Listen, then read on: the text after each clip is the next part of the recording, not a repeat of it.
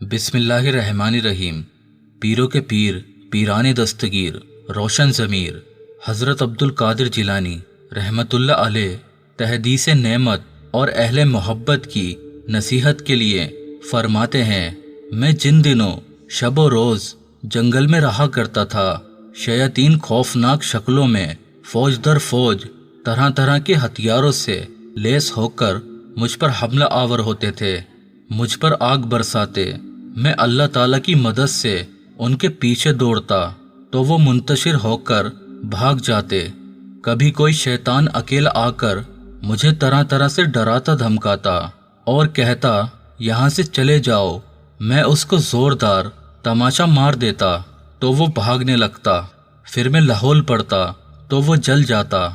دوستو، حضور غوث اعظم رحمت اللہ علیہ فرماتے ہیں، ایک بار نہایت ہی خوفناک صورت والا ایک شخص جس سے بدبو کے بھپکے اٹھ رہے تھے آ کر میرے سامنے کھڑا ہو گیا اور کہنے لگا، میں ابلیس ہوں اور آپ کی خدمت کرنے کے لیے حاضر ہوا ہوں، کیونکہ آپ نے مجھے اور میرے چیلوں کو دھکا دیا ہے۔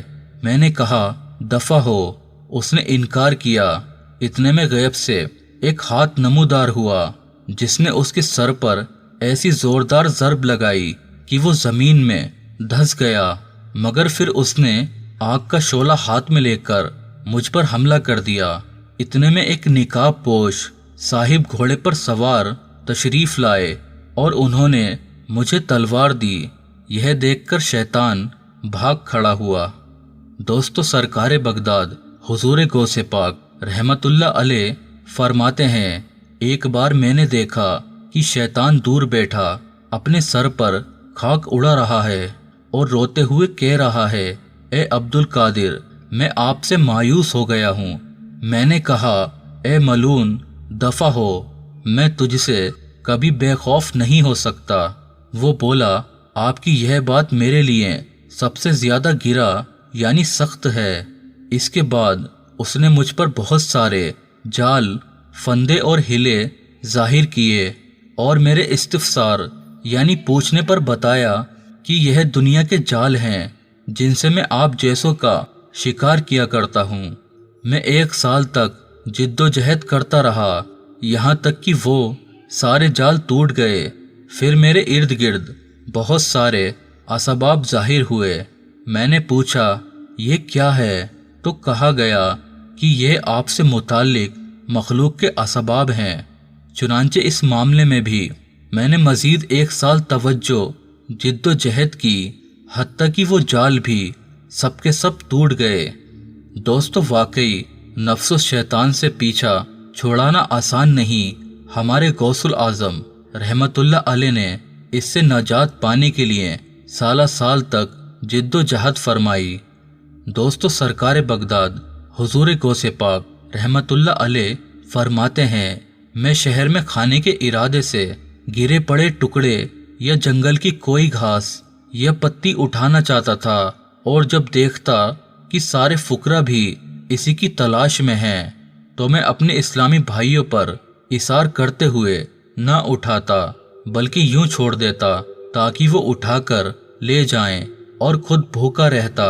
جب بھوک کے سبب کمزوری حد سے بڑھی اور قریب الموت ہو گیا تو میں نے پھول والے بازار میں ایک کھانے کی چیز جو زمین پر پڑی تھی اٹھائی اور ایک کونے میں جا کر اسے کھانے کے لیے بیٹھ گیا۔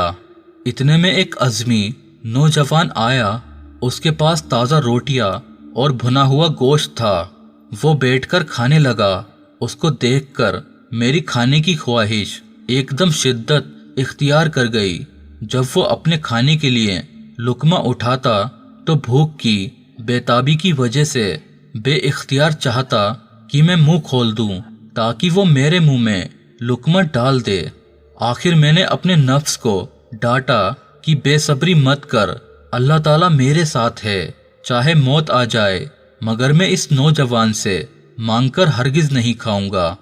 یکایک وہ نوجوان میری طرف متوجہ ہوا اور کہنے لگا، بھائی آ جائیے، آپ بھی کھانے میں شریک ہو جائیے۔ میں نے انکار کیا، اس نے اقرار کیا۔ میرے نفس نے مجھے کھانے کے لیے بہت ابھارا، لیکن میں نے پھر بھی انکار ہی کیا، مگر اس نوجوان کے پہم اصرار پر میں نے تھوڑا سا کھا لیا۔ اس نے مجھ سے پوچھا، آپ کہاں کے رہنے والے ہیں؟ میں نے کہا، جیلان کا۔ وہ بولا، میں بھی جیلان ہی کا ہوں۔ اچھا یہ بتائیے، آپ مشہور زاہد حضرت سیدنا ابو عبداللہ سمئی کے نواسے عبد القادر کو جانتے ہیں؟ میں نے کہا، وہ تو میں ہی ہوں۔ یہ سن کر وہ بے قرار ہو گیا اور کہنے لگا کہ میں بغداد آنے لگا تو آپ کی امی جان نے آپ کو دینے کے لیے مجھے 8 سونے کی اشرفیہ دی تھی۔ میں یہاں بغداد آ کر تلاش کرتا رہا، مگر آپ کا کسی نے پتہ نہ دیا، یہاں تک کہ میری اپنی تمام رقم خرچ ہو گئی۔ 3 دن تک مجھے کھانے کو کچھ نہ ملا۔ میں جب بھوک سے نڈھال ہو گیا اور میری جان پر بن گئی تو میں نے آپ کی امانت میں سے یہ روٹیاں اور بھنا ہوا گوشت خریدا۔ حضور آپ بھی باخوشی اسے تناول فرمائیے کہ یہ آپ ہی کا مال ہے۔ پہلے آپ میرے مہمان تھے اور اب میں آپ کا مہمان ہوں۔ باقیہ رقم پیش کرتے ہوئے بولا، میں معافی کا طلبگار ہوں۔ میں نے اضطراری حالت میں آپ کی رقم ہی سے کھانا خریدا تھا۔ میں بہت خوش ہوا۔ میں نے بچا ہوا کھانا اور مزید کچھ بچی ہوئی رقم اسے پیش کی۔ اس نے قبول کی اور چلا گیا۔